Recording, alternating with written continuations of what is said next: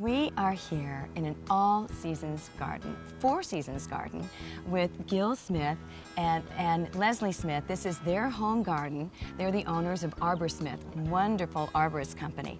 And this is Gil's pride and joy. Gil, tell me why you love this so much. It's an unheated hoop house where I can grow vegetables throughout the winter time. We can harvest salad greens all winter long. The sun heats this building up tremendously, so much so that you need to have it vented.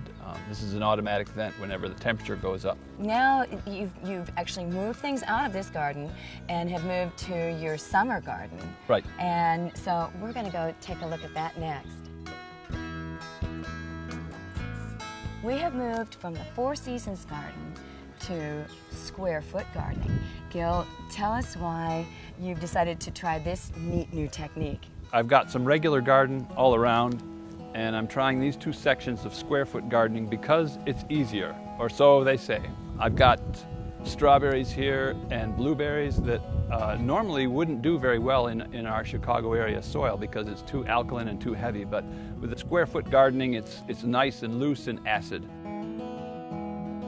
Okay, we've moved over to the cool season crops. Why did you decide to do, the actual slats on here?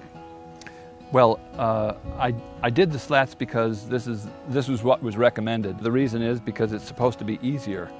You can see that this kale here is planted fairly close together, and it's going to help to eliminate weeds. Because of shading the surface. Right, because Wonderful. of shading the surface, and also it's completely man-made soil, so it's optimal soil for growing vegetables, and there are no weed seeds in it.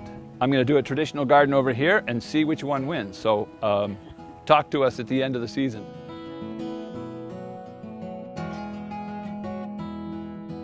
And now the ornamental side of the equation. We're in the front of the house, and Leslie Smith, who plants a garden in the front of the house?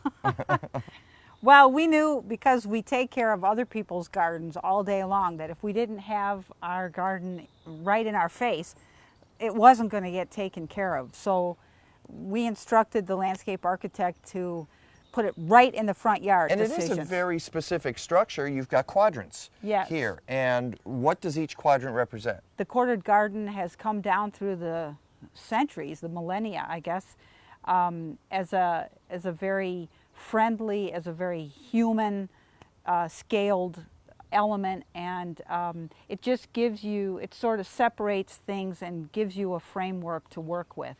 And I love, and on this side you've got these incredible peonies.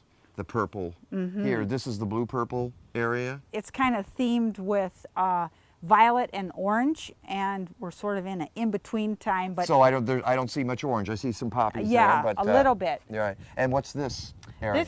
This is our pastel garden. Pretty much all the things that come out in here are in the pastels: yellows, pinks, pale corals, lavenders. What do we have here?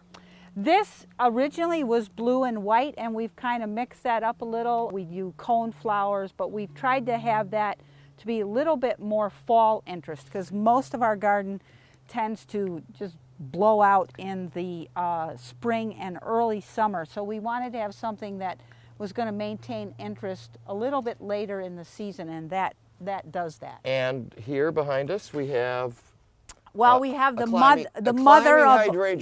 mother of all climbing vines, and in the winter months, you can't really see it now. It has a beautiful cinnamon-colored exfoliating bark, so we get to enjoy it all year long. Okay, in 15 seconds, we have a pathway here, and you have the concrete and stones laid in it. Real quick, what's the story on that? We call it our friendship sidewalk. We invited 30 friends over the day that this was poured, and everybody was given a small section, and they were allowed to do whatever they wanted in that section. And there's just lots of variety, and the age range was from 4 years of age to 80.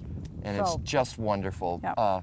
Thank you so much, Leslie. It's a beautiful front garden, and because it's in the front, you have to take care of it because people go by, right? Yes, yeah, that's Yeah. very true. Coming up, we're going to go to Glenview to visit my friend Dan Donnelly, who's the certified course superintendent at the North Shore Country Club. He's going to show us how a golf course is not just a golf course, but a place where nature thrives.